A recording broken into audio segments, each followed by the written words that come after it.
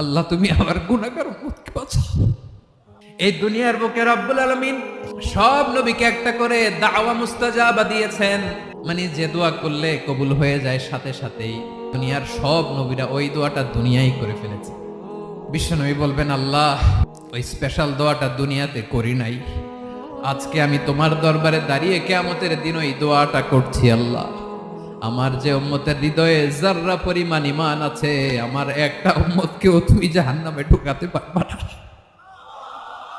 বিশ্বনবী পাগলের মতো একবার হাউজে কাউসারে যাবেন, একবার সিরাতে যাবেন, একবার পুলসিরাতের দিকে, একবার হাউজে কাউসারের দিকে, পাগলের মতো দৌড়াতে থাকবেন, তার কোন গুনাহগার উম্মত যাতে জাহান্নামে ঢুকে না যায়।